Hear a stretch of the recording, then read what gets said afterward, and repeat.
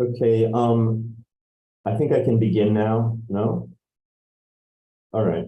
I'd like to welcome everyone this afternoon to Emili Rivera Osorio's defense, and her text is it's called The Gay Political City, a translation of La Ciudad, Política Gay, which is in the book San Juan Gay, Conquista de un Espacio Urbano de 1948 a 1991, by the author Javier Laureano. We will begin first with a presentation by Emili Rivera Osorio, and then we will proceed to a discussion with the readers, and I'd like to thank our readers very, very much for their participation. Jane Barnes de Ramirez and Luis García Nevares, thank you so much for being a part of this. It's really always beyond the call of duty, but thank you again. Okay, so Emili, are you ready to proceed? Yes, I am. Okay. I'll share my screen now.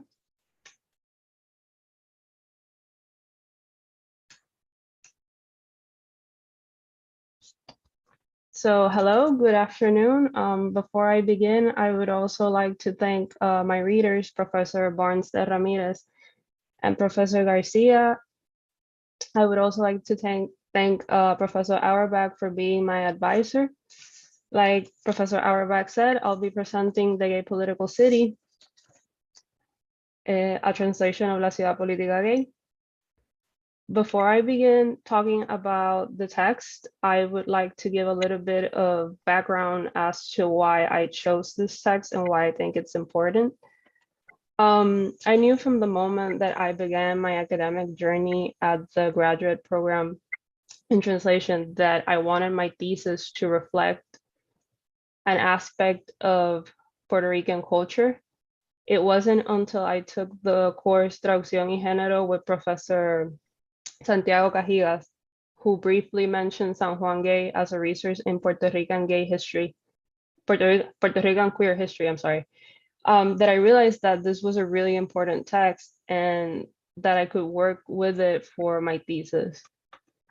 I believe that translation is a key element in the preservation of text, particularly in the current climate for the context of this project in the United States, where LGBTQIA rights are being challenged, books are being banned, rights are being taken away by reactionary groups. I think it's important to read, write, and translate texts such as this one so that queer voices are not only remembered, but new generations have access to those voices. A little bit more background on what's happening in the United States. At least 400 anti-LGBTQIA bills have been introduced in different state legislatures, which represent a big problem because not only are rights being taken away that were already given to LGBTQIA people, but also new restrictions are being imposed on the queer community, limiting their healthcare, meeting spaces, housing, education. In Puerto Rico, no bills have been introduced that are specifically about LGBTQIA. However, given the changes in the political landscape in Puerto Rico recently, it wouldn't be surprising if that's something that happens soon, given the influence of the United States that Laureano does discuss in this book later on. So now a little bit about the author, Javier E. Laureano. He's an activist, historian, and writer. He completed a PhD in history at the University of Puerto Rico, Rio Piedras campus in 2011. His doctoral dissertation, Negociaciones Espectaculares, Creación de una Cultura Gay en San Juan, del 1948 al 1992, is what led him to write San Juan Gay. In the first chapter of San Juan Gay, Laureano shares that when he was a child, he did not see himself represented within his classmates or teachers. And it wasn't until a sixth grade history class that he, for the first time, saw other gay people represented in any sort of text. And that for the first time, he realized that gay and queer people have existed for thousands of years. About San Juan Gay, conquista de un espacio urbano del 1948 al 1991. It was published in 2016 by the Instituto de Cultura Puertorriqueña. Overall, it's 370 pages long, which are then divided into 7 chapters. Those chapters are then subdivided into sections. This is something that I personally liked about the text. I think it allows for the text to be read in different ways. Each section within the chapters could be read individually, and I think for such a complex at times text, this is a benefit because it makes it more accessible for more people. The author also says that this text is a work in progress. Something that he points out in the first chapter is that he is not trying to gather in a single book all the history about LGBTQIA people in Puerto Rico. He thinks of this book as a seedbed of ideas for other writers and other researchers to expand on the information that he's presenting and add to the voices of queer and LGBTQIA people in Puerto Rico, which are not often as represented in literature, although within the last couple of years, we have seen an increase in different publications, like both publications of both nonfiction and fiction books. San Juan Gay is divided into 7 chapters. The capítulo 1 is puntos de partida. In puntos de partida, it's both a summary of the overall text, but it's also where he shares his own experience growing up as a gay man. It's probably the most personal of the chapters. En capítulo 2, de la ciudad trans de Floripondia a Pantojas, he talks about how mostly trans people, but also queer people, were treated by the media. Media meaning mainly newspapers, and how society responded to both that coverage and queer people and trans people in general. En capítulo 3, una cartografía gay urbana de finales de los 50 a comienzos de los 80, he builds what he considers the gay city. So he documents buildings and locations and bars, clubs, and meeting spaces that LGBTQI people created because it was the only way for them to have access to a community, particularly years before the internet, when the only way of meeting other people was to meet them physically in a physical space. Capítulo 4 is La Ciudad Política Gay, which is the text that I translated.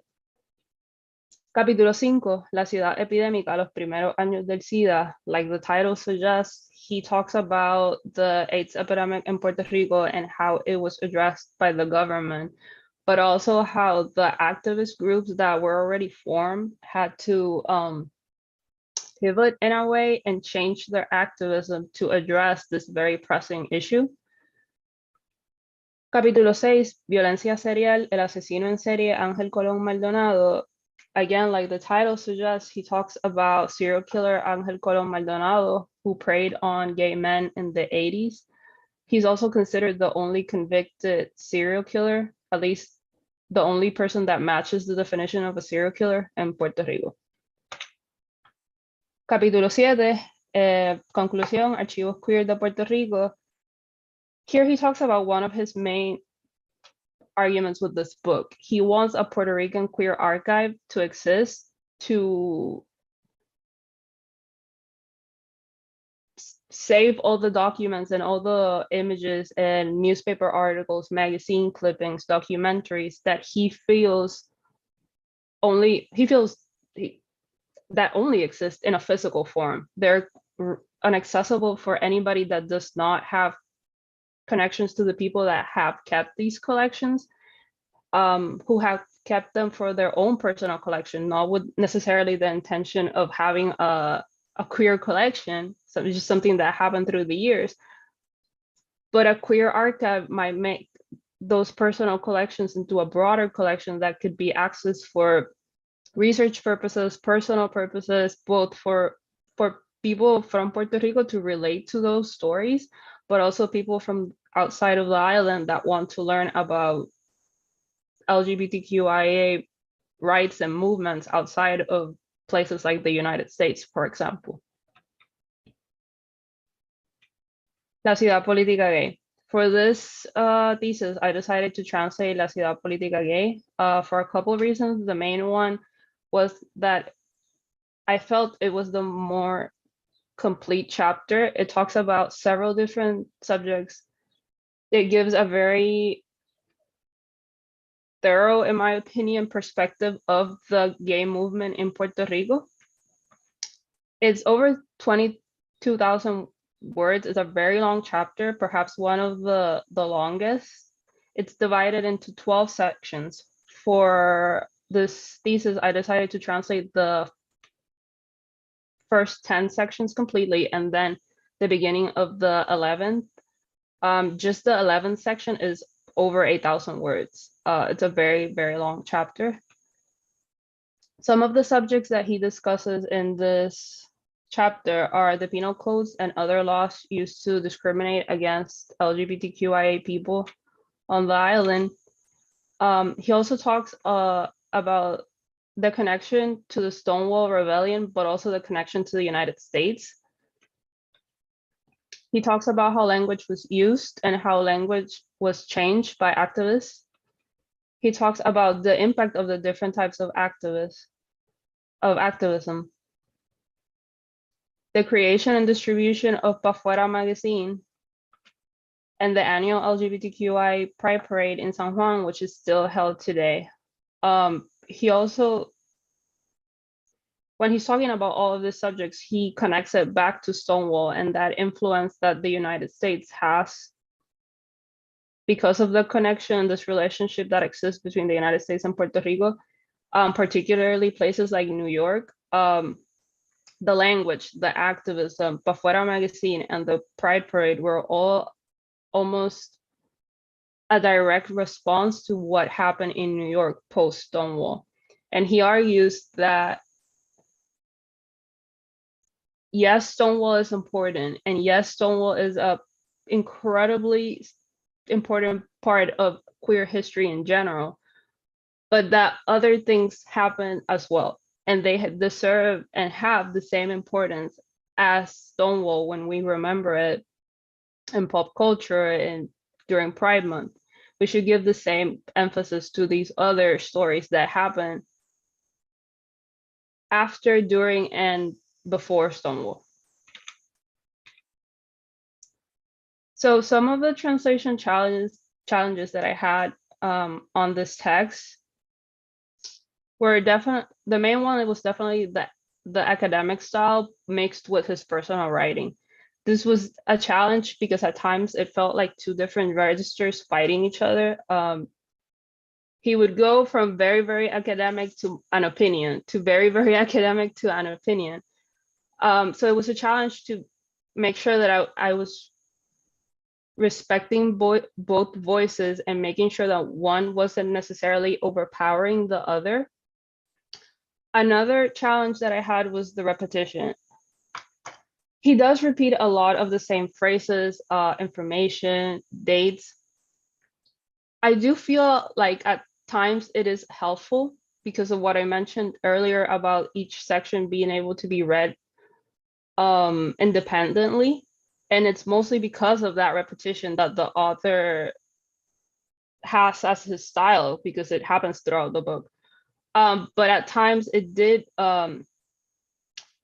present a problem, and I tried to limit it a little bit to make sure that it wasn't too repetitive. Another main problem that I had, or challenge that I had throughout this text, was the use of LGBTQI specific terminology and slurs. This is more of an issue of consensus. So I found GLAAD, the Gay and Lesbian Alliance Against Discrimination. They're an organization that publishes a media reference guide that is mostly aimed at journalists and other media people that worked in the media to respectfully talk and discuss LGBTQIA people and their issues. And in that guide, it's mostly made out of a few glossaries, which is what I use for this text, because there's a few words that could be problematic.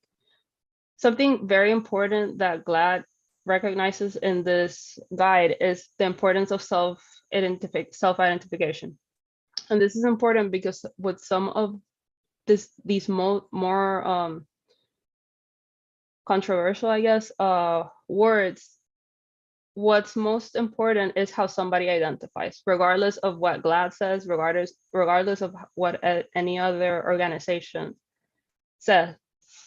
However, I do want to point out that in this text, nobody is self-identifying. So I chose to follow GLAAD's guidance for these words that I'm going to share next. So here are some examples of those words, both the word in the source text and in my translation. The first is the word homosexual in Spanish. This is a very interesting word because it could be translated differently depending on the context and who's talking and what they're saying. For this text, I translated homosexual into gay when he's talking about gay men and the gay movement in Puerto Rico. I translated it into queer when he's talking about queer people in general, LGBTQI people in general, and into homosexual when he's including a quote or language that could be seen as negative. I thought it was important to also transmit that more clinical aspect of the word.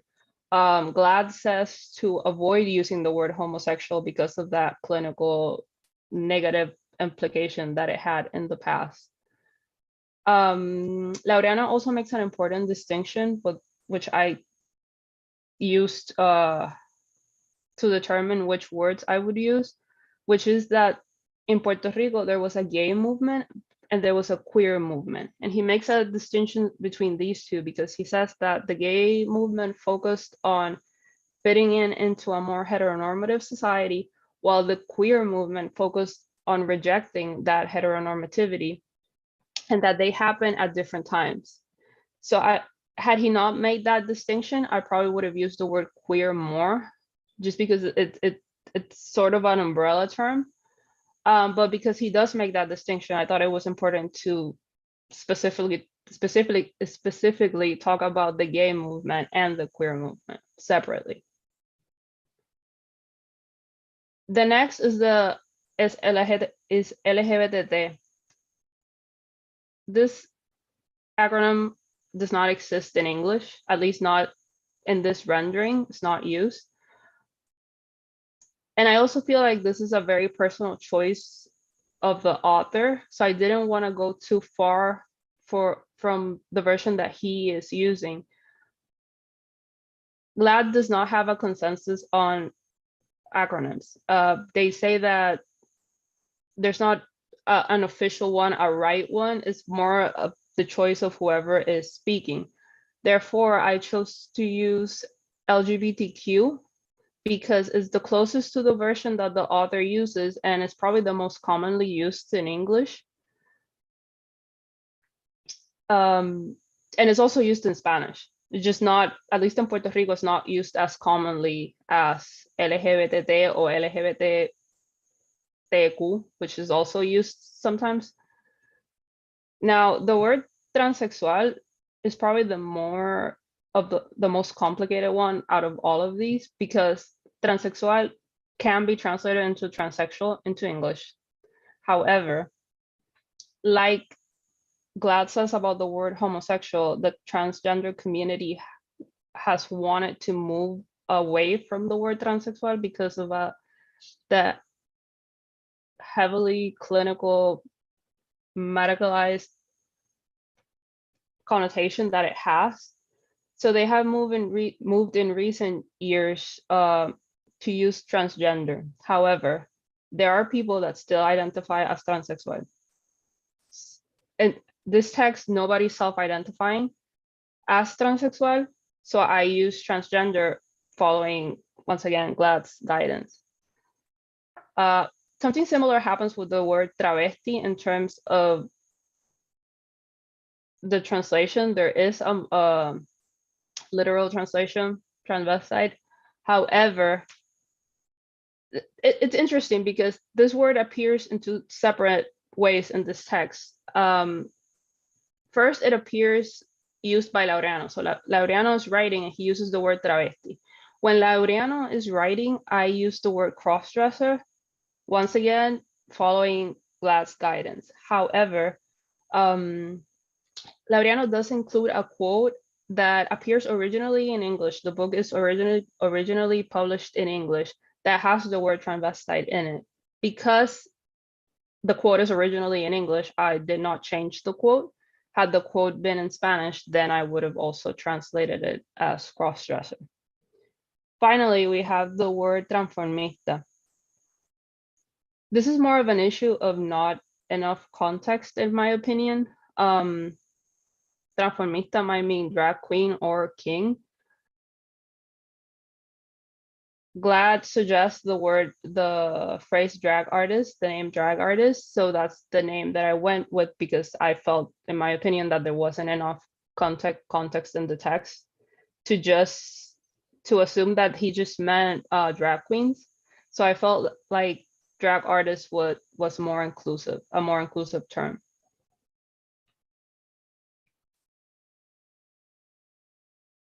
When it came to the derogatory terms or slurs, the issue here is that a lot of these terms are very specific to places, groups of people, communities. They vary greatly even within those spaces. So finding a translation was difficult because for most of these, there's not a literal translation.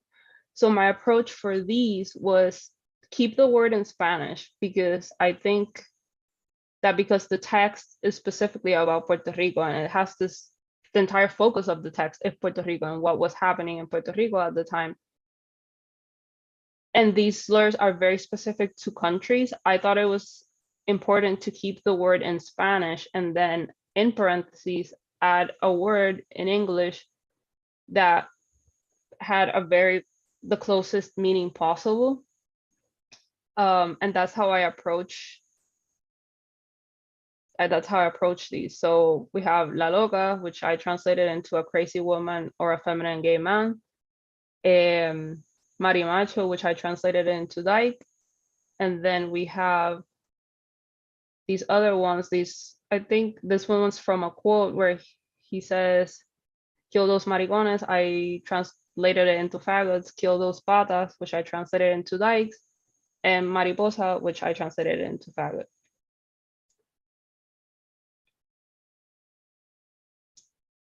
This is an example of both a translation issue, but also a research issue with this text.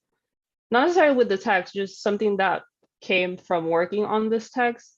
So at the beginning of the chapter, he talks a lot about the penal codes, and he uses a lot of language from the penal codes.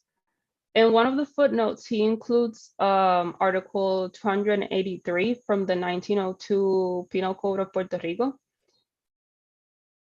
And he includes the entire article. And in item number 3, when I went to, so going back a little bit, I tried to find an official version of any of the penal codes of Puerto Rico translated into English.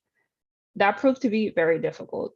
Through Sistema de Biblioteca in a database, I ended up finding a version issued in 1937 by the Puerto Rico Bureau of Supplies, Printing and Transportation that included both the Spanish version and an English translation of the 1902 Penal Code. However, for the most part, the translation was fine, especially of the other articles that Laureano mentions in the text. However, when it came to Article 283, item number 3 was not translated completely in that text.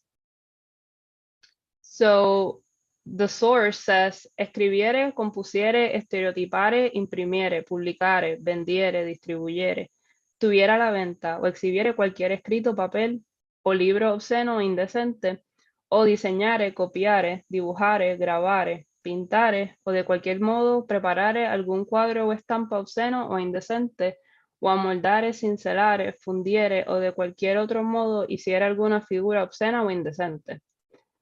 The translation in the Penal Code in the version of the Puerto Rico Bureau of Supplies, Printing and Transportation only says writes, composes, stereotypes, prints, publishes, sells, distributes, keeps for sale, or exhibits any obscene or indecent writing, paper, or book. I felt like this was incomplete.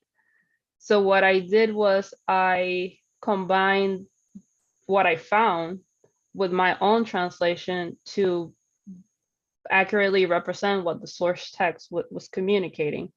So I rendered that as writes, composes, stereotypes, prints, publishes, distributes, sells, or displays any writing, obscene or indecent paper or book, or designs, copies, etches, paints, or prepares in any way any obscene or indecent painting or print, or shapes, chisels, casts, or makes by any other means an obscene and indecent figure. Other challenges and revisions. In the beginning of the chapter, in the beginning of the book, I'm sorry, Laureano talks about his goals with this text.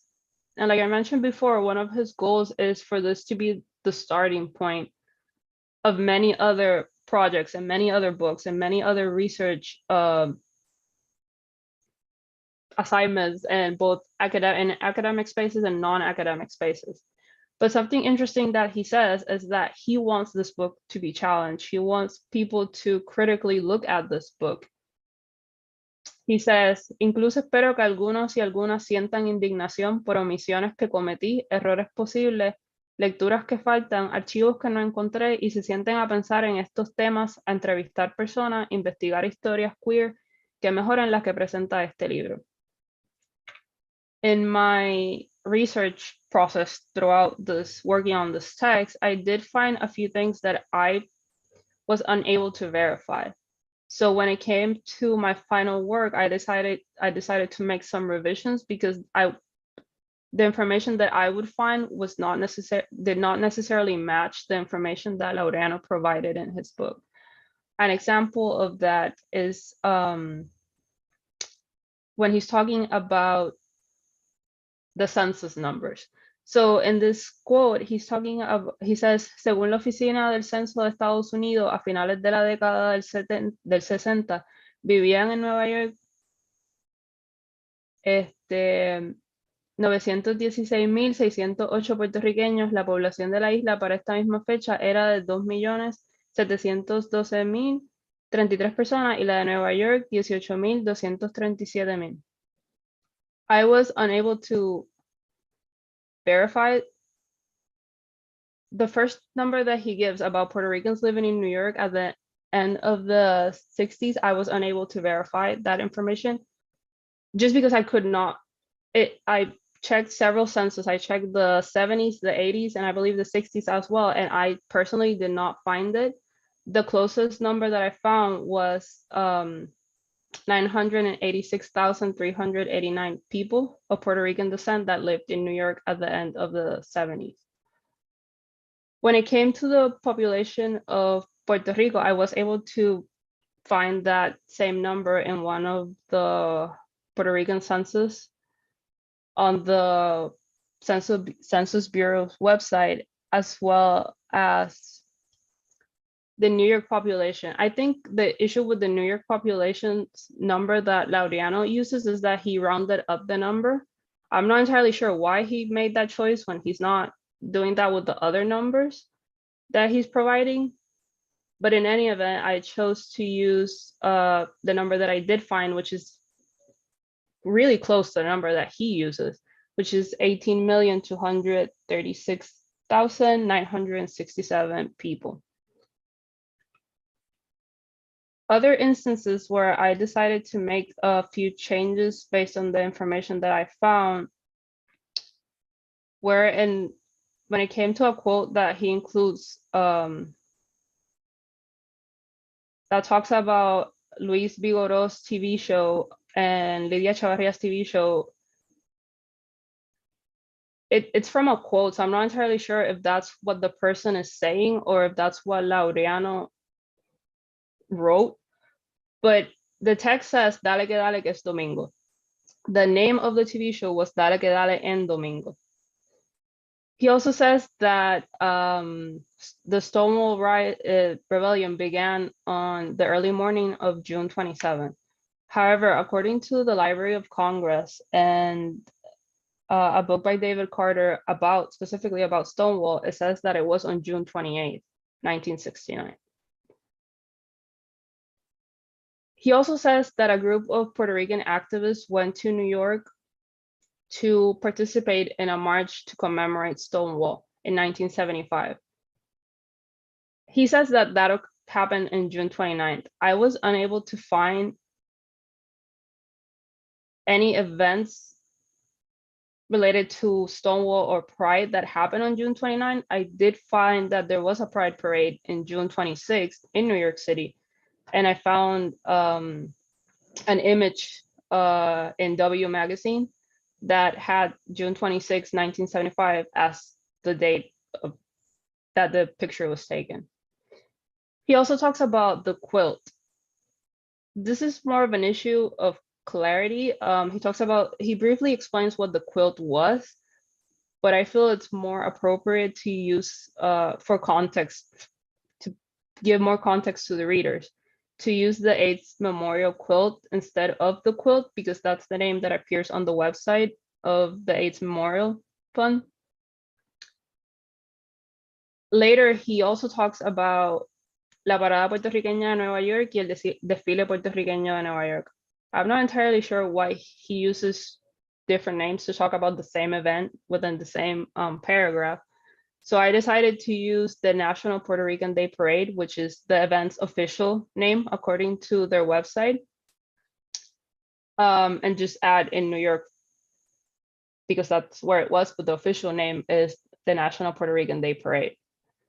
Now, the last one is Community Network for Clinical Research on AIDS, Puerto Rico Concra. I think this is an issue of the organization changing names through the years, because I did find their name rendered several different ways, but in their website, their current website, which is still active, I'm sorry, their name appears as Community Network for Clinical Services, Research and Health Advancement, which is the name that I used for my translation or my version of the text. And that would conclude my presentation. Thank you.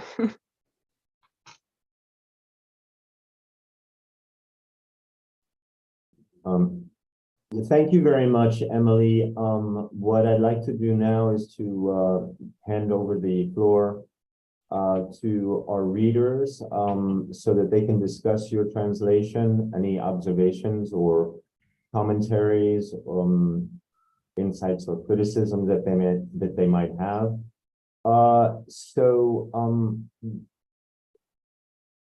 Jane, would you mind beginning? Turn on your mic, Jane. Jane, turn on your mic. Unmute, actually. There you go. I never unmuted. I noticed it was muted. Sorry. Okay. I don't know what I just said, but it doesn't matter. Okay, Emili, I enjoyed this very much. This was pleasant reading. Pleasant in the sense that it was very interesting and that I felt overall you did a good job. Of course, some of the material is hard to read. I don't envy you the job that you had with those footnotes. I've been through that. I have translated detailed footnotes, and it's pain. And I'm going to say a few things about that later on, but I have just a few observations at first. You didn't start the footnotes with number 1. Why? I think I was following the book. So I wanted to mirror what the book, in case at times I would use the actual scan for when I was going back to see the source text. So I think because I was looking at the scan that had the numbers that start in, I think 186, I think is the first one. I think that's why I kept that style. I think it's helpful for us readers. Maybe you want to restart that at 1 when you publish, when you I mean, I don't know if you think that's a good suggestion, Jane. I was going to ask what my colleagues think of that, whether it just startled me because I'm accustomed to in theses people start with number 1, but I think it's easier for us to read it with those numbers because it just matches it matches the source text. And it make it easier. Maybe for your final draft, your final document, you can reset that to 1 and just. Okay. Yeah, and I will say this: by the time I get done with my remarks, there may be some translators' footnotes in there in a couple of places, and if so, that throws it off and it makes it miserable when the numbers are close but not exactly matching and you're trying to. Yeah. So I don't know. I did translate a book in which there was a lot of repetition of sources. The same sources were cited in each because it was essays. It was a collection of essays. And I came to the same conclusion that you did, that it was better to keep the redundancies because the reader might be reading just that one section. But he did start the footnote numbers over with each chapter because, again, they were separate essays, most of which had been published separately before. So Luis has already given his opinion on maybe when you do your final version of the thesis, you might want to start over with 1. I don't really care. I just wondered why it happens that way. So maybe David has a comment on that one too. I appreciated the fact checking you did. Of course, that should go without saying, but I discovered it doesn't go without saying.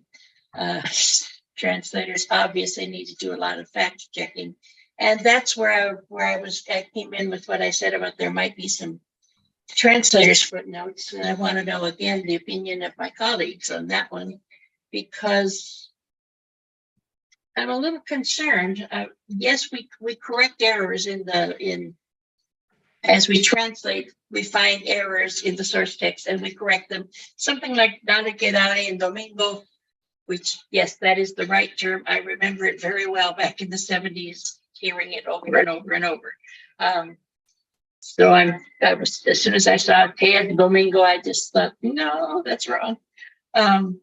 Something like that can easily, it's common knowledge among people who've lived in Puerto Rico for a while, older people.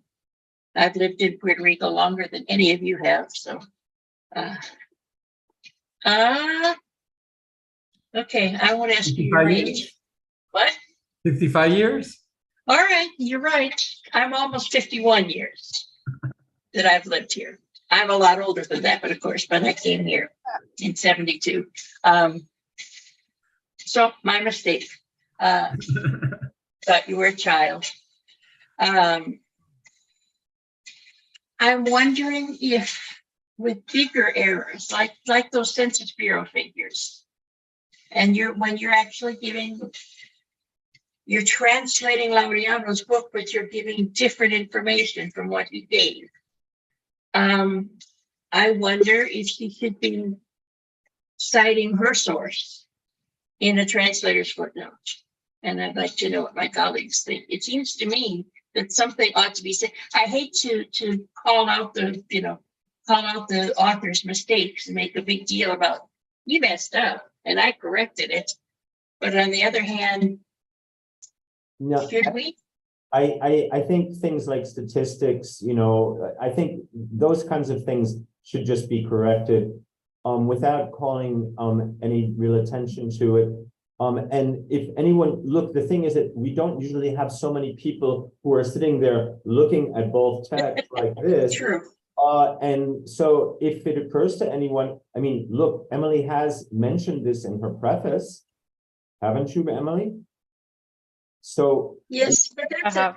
I'm sorry, David, go ahead, finish. but if she's mentioned it in her preface, I don't think it's really necessary because these are, it's just when we're talking about statistics, when we're talking about facts, and also it could be say he misspells a place name, say he misspells, something that is very common, that's part of common knowledge. You just correct those things, and that's that. I mean, you don't. This is not a legal text. This is meant to be communicative and also informational. So, on the level of information, it's better to provide correct information, and I think that that's. Of course. And also, I wanted to say about the because when I saw those figures as well.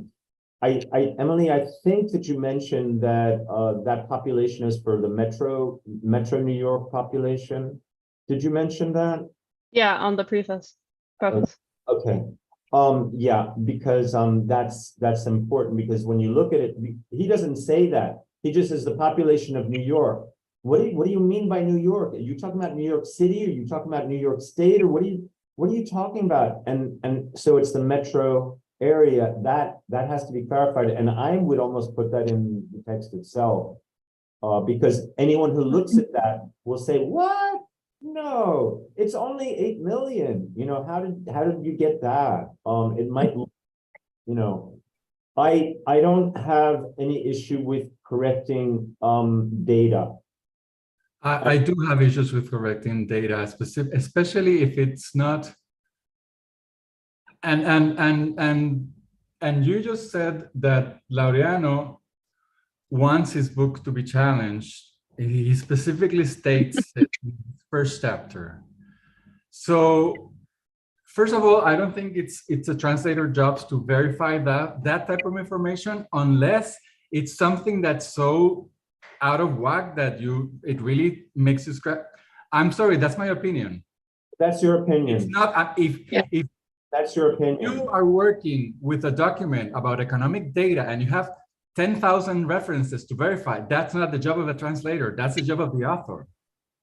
It's not my job to verify that census unless it's totally off. No, we don't. It makes me scratch my head. I don't think that's the job of a translator. Well, I'm very sorry. That's my opinion. That's where we differ. And actually, what I do on a almost a daily basis, not really, but what I do quite often for any of the agencies that I work for any of the cultural centers that I work for, any of the institutions that I work for, any academic text, it is expected that if you find errors in the source text, you correct them and you signal them. And you send a list of errata. Yes, I do not agree with that. That's not a translator's job. This is industry practice. What can I say? Well, that's your practice. It doesn't mean that it's everybody's practice. But it's an added service. I'm advising Emily. So no, I know. I'm telling you, this is an extra work that it's totally unnecessary for a translator in this context, especially. I don't think that you need to verify that kind of information. You don't have to go check census data. And actually, I wanted to ask you, Emily, did you actually go to Laureano's references and check his references? Because if he actually found some other reference that was incorrect and he is using that reference, then that's the one that he's quoting. So the only in his references, the only thing that he mentions is just broadly the US Census Bureau. That's it. There's not a specific document or a specific. In his footnotes or endnote or No. whatever. No. And His did you, bibliography, because I know there's, he mentions a bibliography in one of the There footnotes. is, but he just says US Census Bureau. I can check Okay. it here. okay? No, I don't have the book. I just wondered how vast that bibliography is, because another issue for me is the fact that there's incomplete data in the footnotes about a lot of those resources. With a lot of times it's just an article, but gives you absolutely no information of where to find it. I am hoping and assuming that all of those are to be found in his bibliography. But since I don't have the book, this must be a massive book. If one chapter is too long, it doesn't look as big as I thought it would. But if one chapter is too long for a thesis, okay, but there's so many sources that he mentions that unless that bibliography is pages upon pages upon pages, I don't see how the reader is going to have the publication information for all of these sources. And that was another of the questions. If I guess I know what Luis is going to say, but whether we should be asking Emily to look up and supply that missing information. I just want to bring up a point here that I think is relevant within this context. I think that Laureano's book is extremely important and very valuable book, but I think that even though he is a historian, even though he has a PhD in history, I think that he tends to be somewhat sloppy. And the thing is that, of course, as a translator, you can be, just mirror his sloppiness. But the problem is, and this is an issue that, is also maybe an ethical issue, but the problem is that if somebody sees, in a work like this, Emily, if she were to publish a translation of this entire work, her name would be on there. Exactly. That's what it. So the blame could very easily go to Emily for sloppiness as opposed to Laureano. Well, that's easily verifiable if you look at the source text.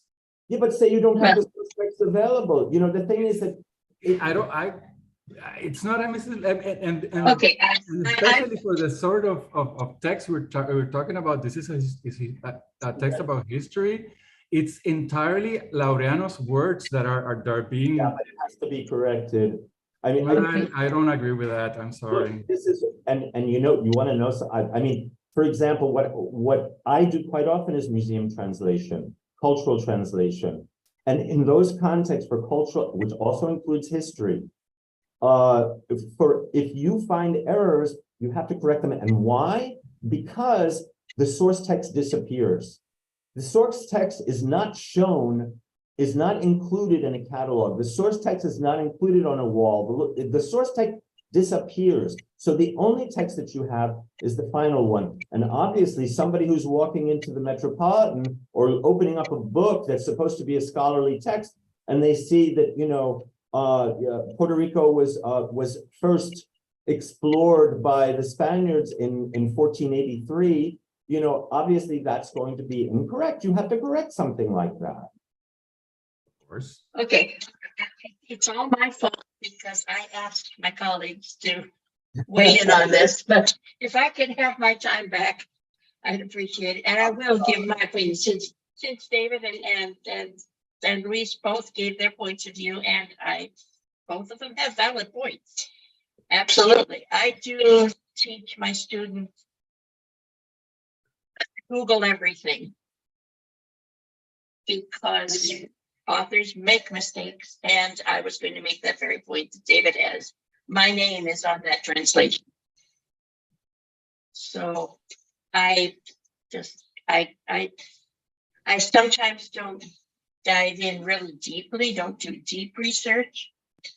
at some point you have to trust your author, you have to trust your source text.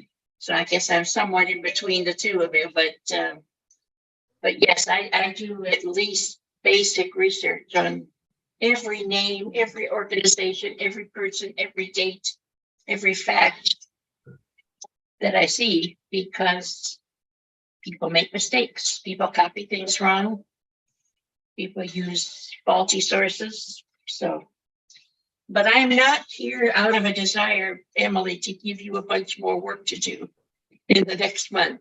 I just wanted to know what my colleagues felt there was a need to add the missing information in the footnotes, since those but if I was able to look some of them up, and I did, I looked up a few of them to see if the information is readily available. The ones I Googled, the information was readily available. So perhaps the need is not as great as it used to be in pre-internet days to give as much information. And again, I wouldn't want to burden you with all that, but there's one other point I do want to make about when David mentions that the information that you put it in your preface about, you explained about what you did, but say someone sees your translation for this chapter and says this book needs to be translated into English entirely, and I want Emili Rivera to do it because she did such a good job on that chapter, and I have $6 million sitting in my pocket that I don't know what to do with, so I'm going to fund this book. So you get hired to translate the entire book. Are people going to go back to your preface from your thesis and read that to find out why you made the decisions? You may be allowed to do a translator's preface in that translation, and that would be great. But to me, just saying with anything that has any chance of being published someday, to me, just saying, oh, well, I explained that in my preface doesn't quite resolve the question for me, because who outside of PGT students who are looking at prefaces online for help with writing their own, who's going to be reading those prefaces? Unfortunately. All right, David's got something to say.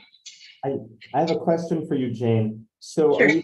are you suggesting that, for example, when you know, dale que dale, whatever, that she put a footnote in there saying that in the source, the original text, it states this? I'm not sure. I'm not. Okay. I don't really think it's necessary. I thought perhaps there would be a possibility that a general footnote or at the census figures, just saying that sources vary, and that I have used the most accurate ones that I was able to find, which vary slightly from the authors or something of that sort. I didn't know what you and Luis would say when I brought up this topic, and that's why I said there might be translators' footnotes. I'm all for translators' footnotes, but I think they should be very rare and very few, and only if really necessary. So if you all agree that it's not necessary, I'm fine with that. So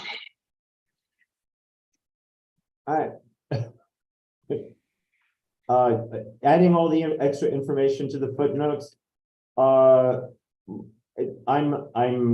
can be convinced one way or the other. So I don't know. It's in that decision is, I don't know what Luis feels about that.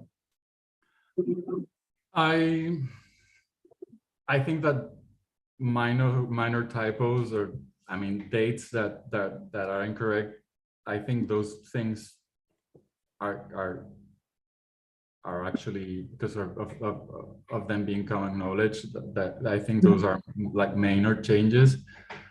But other big changes. As I said, I would not touch those numbers because it's not my book.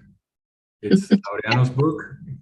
It's his data. It's his research. And if somebody else wants to challenge that, let them challenge it. I'll tell you one thing I do with my clients. If I find an error, I do keep a list of errata, but I send it to my client and I said, I found this. Yes, absolutely. I also do that. Okay. But these are things, And then let the client decide. But this is and the then the thesis. client decide, of course. But Yeah. there's things that are not yet published in a sense that they have not been sent to the other the client further down the line. But Right. this is a published book. It's easily verifiable that it was not my mistake. It's not my Yeah. data. I wish I thought everybody would do that too, but anyway. I I see your point. I think I'm somewhere in between. Can you imagine if you have hundreds of thousands of statistics and you have to go Yes. over those statistics and verify each one of We them? don't have that here. It's impossible. We don't have that here. Huh? We don't have that here. I know, but that's what I'm saying. That is not the translator's job to verify statistics. Okay. Unless it's something that it seems so out of whack that it doesn't make sense in the context of what's being said, I would not verify anything. Oh, no, no, no. Or if it's, well, that's, I was I mean, editing. Actually, I wasn't translating. I was editing a translation. But in this translation, it referred to, and this was just a few years ago, it referred to the Sears Tower in Chicago as being the tallest building in the world. Totally outdated, and it's not called the Sears Tower anymore. It said the Mall of America is in Minneapolis, which it is not. And it was full of factual errors. There was no way I was going to, of course, again, my job in this case was an editor, but if I'd been the translator, I would not have. you talk to the client and the Yes. client has to decide. No, Okay, well, I just, okay, well, let me just make a couple other points. Okay. I think we've discussed those pretty fully. I'm in favor of the decision that doesn't put a huge burden on you in the next week. So I'm not going to ask you to supply that publication data on all those footnotes. I think it's unfortunate that it's not available, but if it's all in that bibliography, then I'm peaceful, because I figure if it ever were published, we'd have the bibliography as well. But I want to say I really appreciate that you have criteria, that you thought through this issue of the terminology, and you have criteria. Now, I'm not judging your criteria. I'm not judging the decisions you made on the terminology that you did. I'm a learner here. I'm not an expert, and you've got people who know more than I do. But I appreciate that you thought it through, made criteria, and said, this is what I'm going to do in each of these situations. Then whether and I agree with you, because what do I know? But whether I agreed with you or not, I would be happy that you had a reason for the choices you made. So I really appreciated that. I will say this, I felt like your writing improved markedly as you went along, which is a good thing. It also shows that you had a good advisor who was helping you and guiding you as you went through, but also shows that you learn as you go along. I'm not going to take the time because I've talked enough here, but I was wanting to ask you, in your preface, and let's not go into it, I'm just going to bring up the subject. In your preface, you said at one point, I followed Laureano's style. And that kind of struck me because I always try to follow an author's style, but I don't know that I do. I sometimes write, I attempted to follow his style, but you didn't go into very much detail about what's involved in his style. I'd have liked to have seen some more there. He has some little tics that he uses. I mean, he uses words in ways that I'm not familiar with. And some of that may be the jargon of his field. And I might not necessarily, but I've never heard somebody use interventions in the way that he does. And he loves the expression, let me find it. A su vez. I mean, that's in there about 10 times in this relatively short text. He likes that expression. At the beginning, you were translating it at the same time. And you were translating it as at the same time, which didn't fit the context. And I make comments in the margin. This should be in turn, and then he proceeded to, depending on the situation. But then I looked up, I got out the source text, searched it, and found 10 instances of a su vez. Then all of a sudden I found one that you translated as in turn. I thought, oh, okay. She figured it out, and now she's doing it this way. So I felt like I could see you learning and growing and improving your writing as you went along. That bodes well for you as a translator in the future, so I appreciated that. Just let me look to see if there's anything that really am going to be mad at myself if I don't say. He's kind of problematical with this. I never heard of anybody that when he's talking about his own organization or whether he's involved or whether it's just close to his heart, but he's referring to it as an entity. He several times uses entidad when it seems really odd, and he doesn't always identify. La organización o el grupo respondió de esa manera. When he's just been talking about one organization, like a TV channel, and then he says the organization, and for a while you have to start it all through and read the context to figure out which organization is there. I think some of those you need to go in and identify them for us. I think that's a little bit of the carelessness or the sloppiness that was mentioned. I think for me, sloppy is maybe a little bit too far, but I agree. I didn't see the real academic rigor that you see in some works.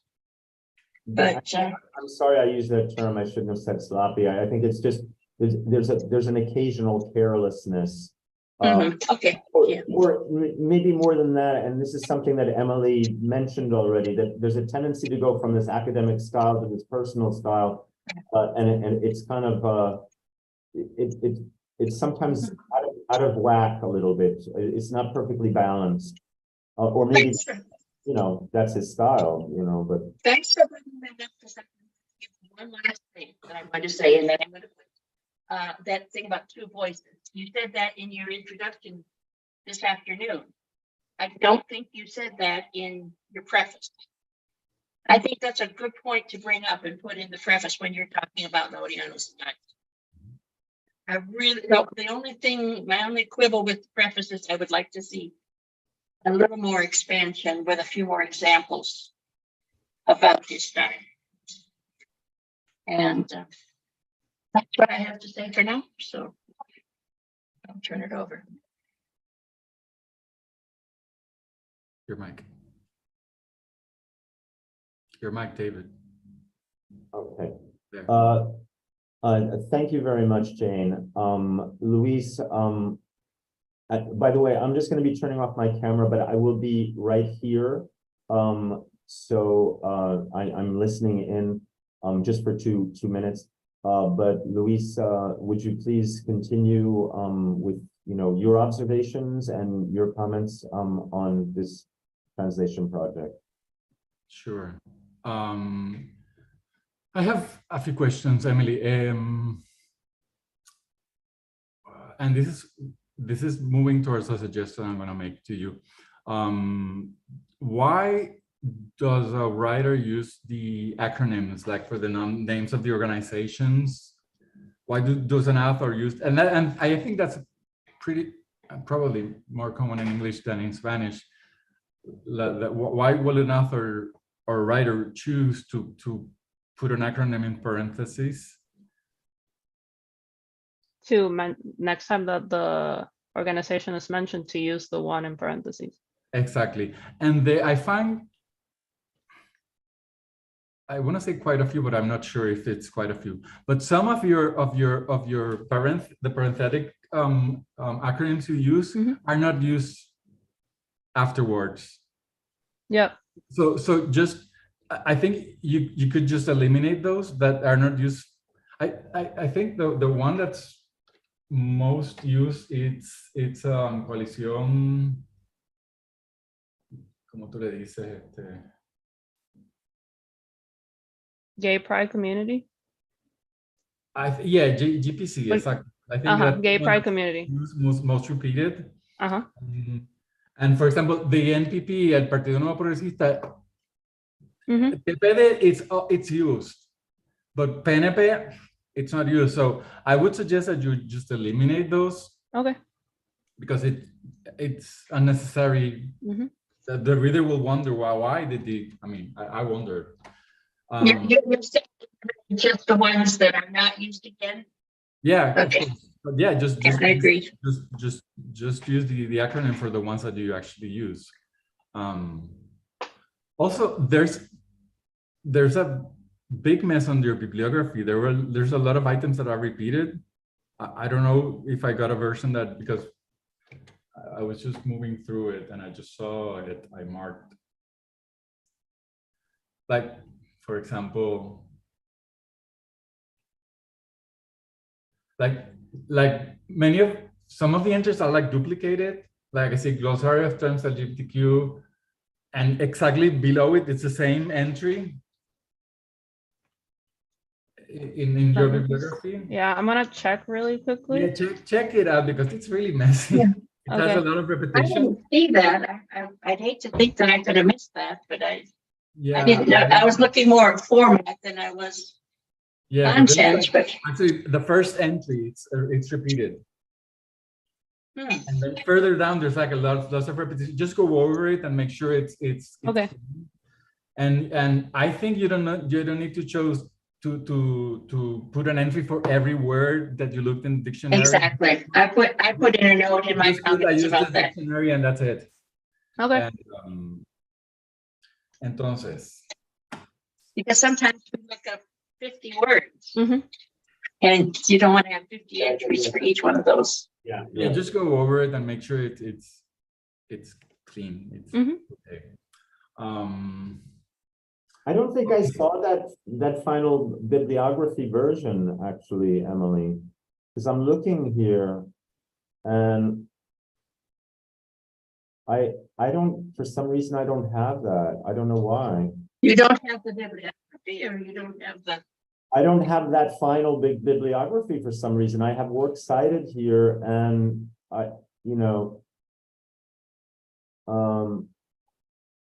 yeah, and I don't see that. So well, I have the bibliography, but I don't see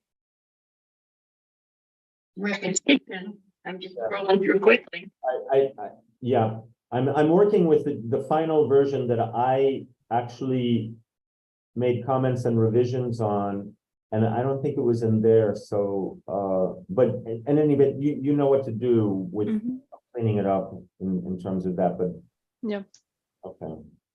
Entonces, Emily, can you please repeat the nature of this text? Can you talk about the nature of this text? What's the purpose of the author in producing this text? To have queer history, LGBT, Puerto Rican queer history amplified and documented.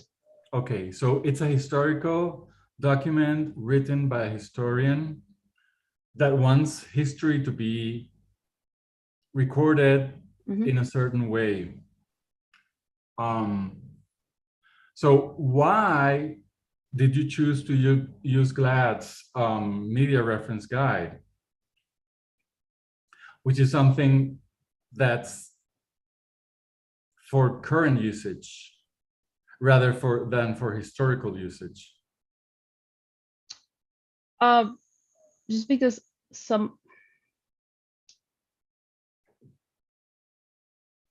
I wasn't, how do I say this? I wasn't necessarily sure how to approach, for example, the word transexual. I personally would not use that word unless somebody is themselves use that word. So I was thinking about, I guess, the present more than the past. I was thinking now is not appropriate to use that word necessarily. So that's why I made the choice of using GLAD, because GLAD, it was the only source that I found that was like all encompassing of all the different terms. So when you, and then you gave me this information, I didn't have it. So he wants his book to be challenged. How?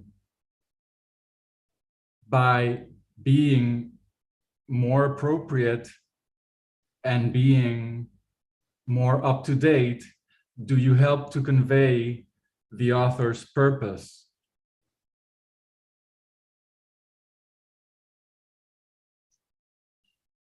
I think it's part of that, of how history not changes, but moves forward, and similar to language, like language changes. And that's something that I think from the first class that I took at the program, we learned. And I think when I was thinking of the text, I was thinking about that. Yes, before those words were used commonly, but they're not now. So I think I was trying to bring the book a little bit more to the present rather than go back to the past. Let me finish with this conversation, David. So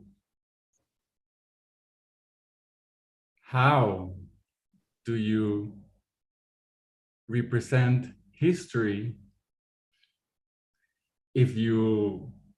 Yeah, I understand. I understand what you're saying. See I understand.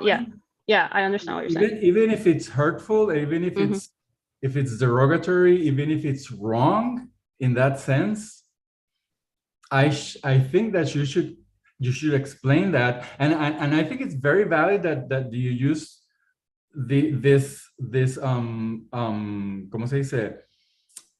This train of thought, but I'm not sure I agree with that, because it also brings a lot of, I think it brings a lot of a little bit of confusion, and I think, and I have to think that Laureano, being a gay man and part of our community, is very aware of how and why he uses homosexual, gay, queer. Entonces, por ejemplo, if you use queer, I think it gets the historical context gets blurred.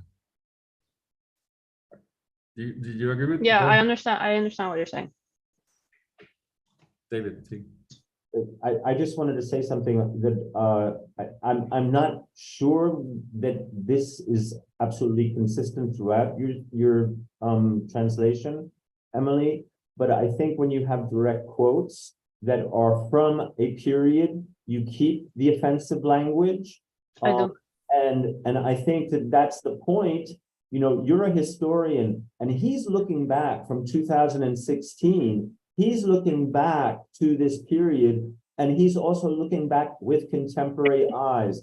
We are now in 2023, and this is going into English, and we are looking with contemporary eyes, you know, and we also have to do this in English. And there are certain, you know, we have to do it, I think, from a sensitive and respectful point of view, but that, maybe I'm wrong. Maybe we're not supposed to do that, but I think that's what he's doing anyway. He's looking back, you know. So Jane, I'm sorry. I just want to ask a question. Because again, I'm a learner here.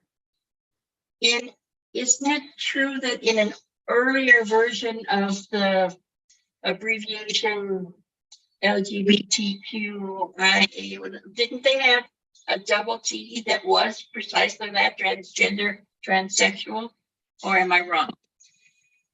I thought I remembered a word where it had two T's, and that's what it stood for. So I was surprised to find that one of those is not acceptable anymore. Transsexual, which also brings up another point.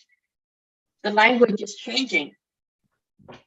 And so whatever you choose now, 5 years from now, may not be acceptable anymore. But the language is changing, but you're changing the author's voice in a significant manner. And I don't think you're doing anyone a favor by queer washing the text. I think it better serves its purpose especially in view of what he wants to be challenged. And I think he's presenting a historical perspective. And I think all of those words, every time he uses homosexual, you should use homosexual. Every time he uses, because he uses gay, homosexual, and he also, does he evolve into using queer later on? He does once in this chapter, and then in a few places other chapters. But there's a line of a discourse which I don't know because I haven't read the book, that I think maybe you should respect, because it's what he wanted to say. ¿Qué tú haces, David? Do you mind if can I just say something about this? I think that actually some of this could be resolved through a discussion with the author. That was what I'm gonna say right now. but I think that there's something else that we have to examine. Is his use of language and demonyms, are those correctly, or not correctly, but are those consistently used as the same signifier throughout the text, or is he himself kind of shifting back and forth and just using a word sometimes, maybe not arbitrarily, but not consistently, to follow any kind of thematic program? If that's clear what I'm saying. In other words, is his use of language consistent? And if it's not, then I think that Emily has to make choices. And she's made choices using a particular vantage point. And I think that it's, which she expresses, and given the fact that we are now, here and now, I don't think there's anything that's problematic with that. Yes, we're here now, but he's talking about yesterday. He's not talking about here and now. He's talking about those times, and in those times it was LGBT. Then it should be LGBT and add an explanatory note. I'm very, very, very adamant about changing all of those references to homosexual, and I think he's also speaking from a very homosexual man's point of view. Yeah, but which is probably what he found when he did his research, because most other groups were hidden. They did not exist. Yeah, but very big quotes. See, they did not exist because they are not documented. You see, but the thing is that, you know, the way that I would refer to myself, for example, or you would refer to yourself, may be very different. It may be very different, and we live in the same exact place. and I think that this is, Emily's point of view as well. The way that she would refer to herself or to other people is maybe very different from the way that you would. So this is also her personal work.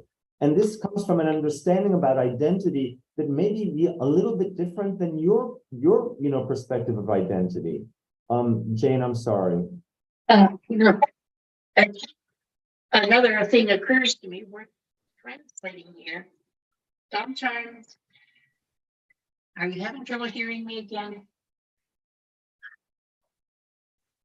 I'm going to get another microphone. I don't know what's going on, but it's been working fine in my classes without any trouble. But it's very de lata, very metal. I don't understand. Alex. On Google Meet, it's perfect. But here, it's not.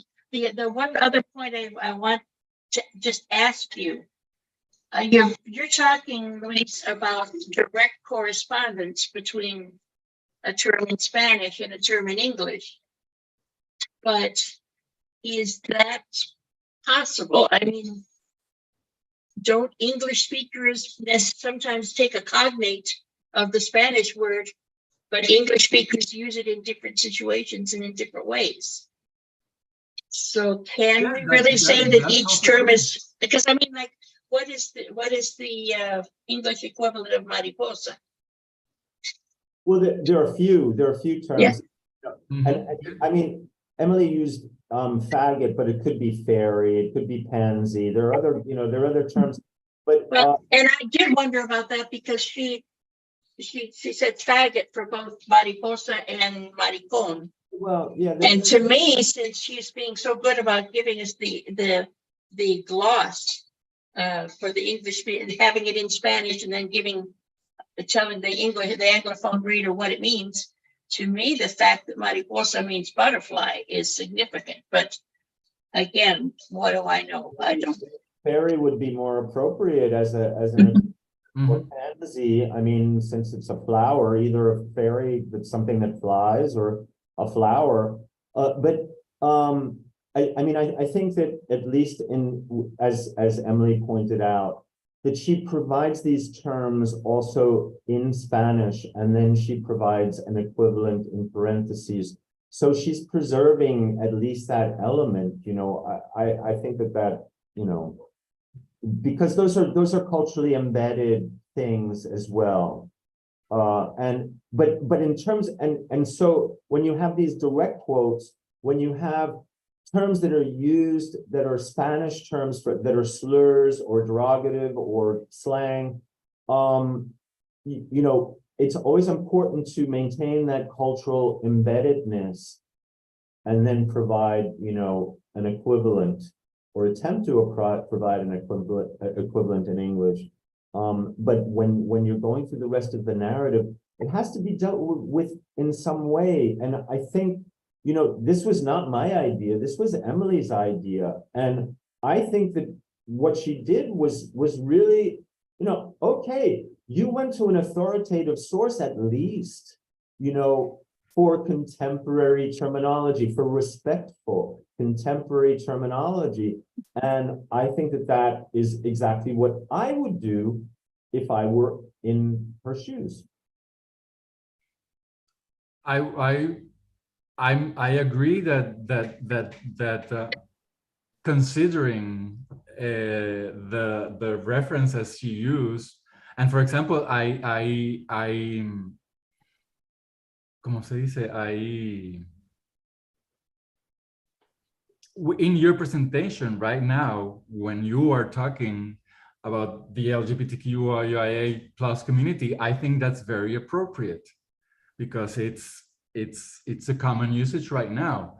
But within the context of the text, I think it's not appropriate to change those because it's, again, the same thing. What happened with concra was one of the things I think I commented on your text. Concra era, you should not change the name to the current name because he's talking about the historical concra, and concra was originally created to bring support to AIDS patients and AIDS to the gay community.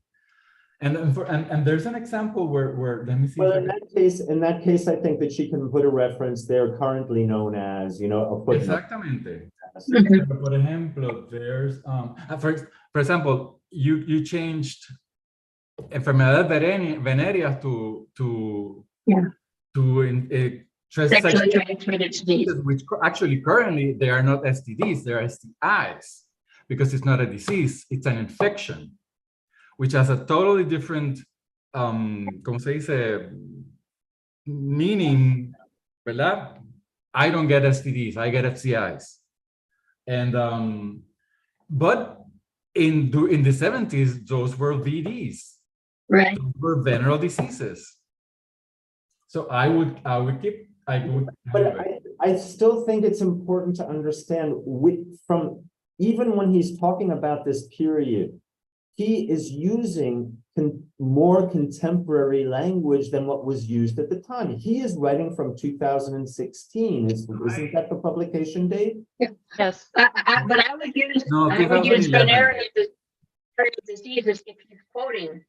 I mean, if he's saying that this is what the law at that time said, or this is what the purpose of this organization, what their stated purpose at that time was, if in their bylaws at the beginning it said we exist to Maybe even find it and put it into quotes, you know, I mean, because, but in any event, I think that I'm looking for an example. Hold on for a second. Let me find the page in the source text. Afuera magazine, okay.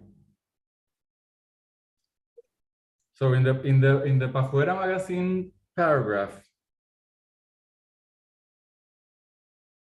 he says, la publicación de la COG Pafuera apostó por primera vez a crear un espacio homosexual en la esfera pública urbana y construir una alternativa gay a los periódicos controlados por la heteronormatividad. Él, o sea,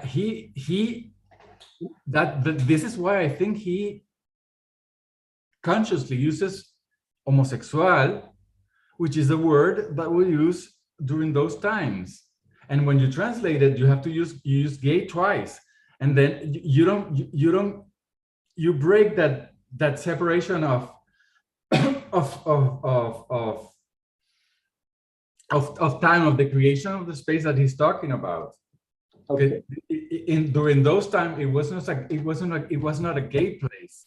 It was a place for homosexuals. Can I ask a question? Sí. Since you used that example, was the term heteronormativity used at that time as well? No, pero él usa heteronormativo. That's the word he's using. I know, but was it used at the time? Por eso te digo, he's talking about two different times, and they use gay twice. You lose that difference, those differences in time. You know, not really in terms of what was happening in the United States during that time, but he's using the term heteronormativity, which I think is far more contemporary than the period that he's talking about. Bueno, yo de verdad, I really think that you should be closer to the source text, because this is a historical text. This is his point of view. So and let me ask you, did you have a chance to contact him? No, I did not. That would have been very valuable for you, because this discussion is something that you could have had with him. And maybe I'm just talking BS.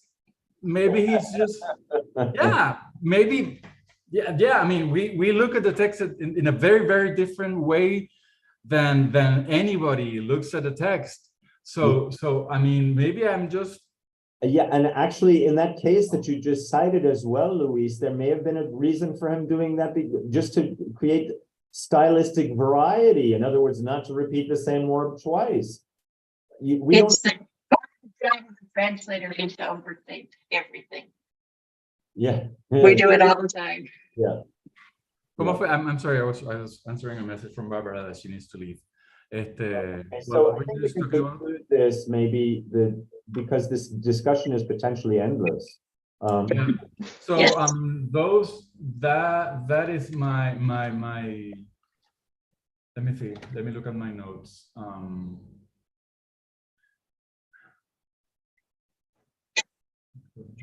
Yeah, and all of those terms you discussed in your presentation, it's the same thing. I think you should stick to whatever. If you had a chance to speak with him, I'm pretty sure he's very accessible. That will be very, very helpful in your rendering in you deciding whether to take my suggestions or just dumping them. I would suggest you contact him. I'm pretty sure he's pretty much ¿cómo se dice? Accessible. And to finish this, thank you for choosing this text. I think it's a very valuable piece of history that needs to be recorded, and going back to the same quote I've been going over. People need to have a reference to continue debating on this subject. On one hand, and on the other hand, his proposal of the queer, which he uses queer archives, is very, very important. The preservation of history, not only through because this is an interpretation of history by somebody who studied it profoundly because of his research for his dissertation, but it should be preserved and available for everybody to use. So I thank you very much, and I really enjoyed reading you. It's very easy to read and very even though I kept fighting with many of your choices, but I really appreciate that you chose this text. It makes me very happy. Thank you. It means a lot. Thank you. Okay, I think at this stage that Emily, we can ask you to be escorted out of the virtual space here, so that we can discuss this. Yeah. And yeah, but anyway, yeah, we'll see in a little while. Can she be escorted out now? Yeah, or? hold on. Let me pause the streaming service because Barbara left. I hope. Okay, Emily, welcome back. This has been a really interesting discussion, and I will remember it for as long as I can remember most things. I hope for a long time. And you know, I want to say that it was great working with you, but to cut to the chase, we think that you did a really great job. That you need to do some changes, as some revisions that, and Jane and Luis will provide you with, you know, their copies. As far as the ideological or translational approach, you know, that's really up to you. I would say that it was great working with you, but to cut to the chase. Why am I repeating? We think that you did a really great job. Luis, what's going on? Do some changes. Luis? Luis? What? Go ahead. It was repeating. I'm sorry, I didn't realize that it went on another screen.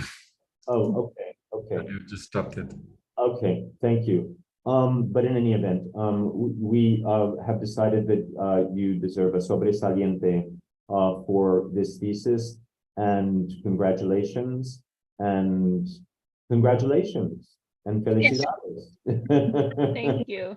Thank you so much. I really appreciate all of you being here today and the discussion that happened today. And this project meant a lot to me, so I'm glad that you enjoyed it as well. Yeah, no, and you know, as far as getting in touch with Laureano, I think ideally that would be, you know, but at this stage, it might be, I mean, it might be too late, because he might also maybe feel like, well, I was left out of this discussion a long time ago. Maybe I should have been included, but you know, that's a judgment call as well. That's a judgment call as well. So you had your methodological approach, and you went with it. And I think within the context of US English, it's perfectly fine. But there are some other issues, and you know, and they're, you know, minor things that you'll be dealing with. So that's all I have to say. So anyway, let's say goodbye to our audience in the internet. Thank you so much for being here. Listening in, and to a fascinating discussion.